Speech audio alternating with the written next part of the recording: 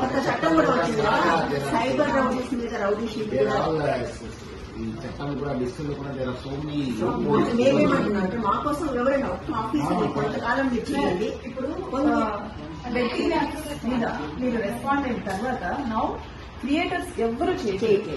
So ఇది కూడా women మీద, అది ఏ అమ్మాయి అయినా సరే, ఒక అమ్మాయి తన అభిప్రాయాన్ని సోషల్ మీడియాలో చెప్తే ఇట్లా ఆ అమ్మాయిని ఎంత దారుణంగా అంటే ఏ అభిప్రాయాన్ని చెప్పాలి, not only political opinion, social opinion, తన పర్సనల్ ఒపీనియన్, ఎనీథింగ్ పోస్ట్ చేస్తే ఆమెని ఎన్ని రకాలుగా అంటారో అన్ని రకాలుగా అంటారు.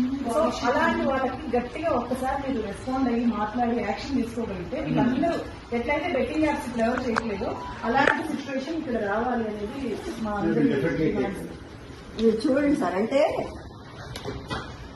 ఇప్పుడు ఏ క్రియేటర్ చేయట్లేదు మేడం, బెట్టింగ్ యాప్స్ ఎవరు చేయట్లేదు, ఓన్లీ బికాస్ ఆఫ్ నలుగురిని కానీ మీరు ఇలాంటి వాళ్ళని పట్టుకుంటే అందరూ ఆగిపోతారు సార్. వాళ్ళు పిరికి వాళ్ళు చాలా పిరికి వాళ్ళు సార్. చెప్పండి ఏదో చెప్పాడు, ఇతనికి ఇంత రెస్పాన్స్ వచ్చింది కదా, ఇన్ని లైక్స్, ఇంత వ్యూయర్షిప్ వచ్చింది కదా, అందులో ఇంకా 10 మంది సార్ అవన్నీ నేను ఇవ్వట్లేదు. పర్టికులర్ గా అవి షేర్లు విపరీతంగా చేస్తున్నారు సార్. అంటే మ్యూజిక్ మాటలు ఎంత ఎక్కువ ఉంటే అంత షేరింగ్ అవుతా వస్తుంది. ఈజీగా ఫేమ్ లోకి రావచ్చు. అండ్ అల్గారిథం కూడా యూజ్ చేసుకుంటున్నారు.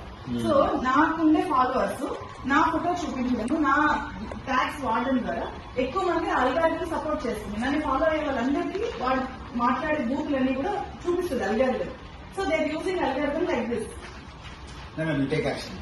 సోషల్ మీడియాలో మీరు దీని గురించి ఎట్లా చెప్తారో అట్లానే ఈ ఇష్యూ గురించి కూడా ట్వీట్ చేస్తే బాగుంటుంది.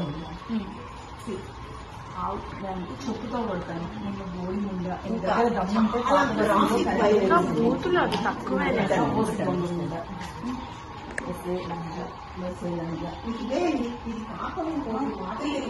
ఇది మళ్ళీ అబ్బాయిలు కంటెంట్ క్రియేటర్స్ ఉన్నారు, బట్ వాళ్ళకి వేరే టైప్ ఉంటాయి కానీ ఈ టైప్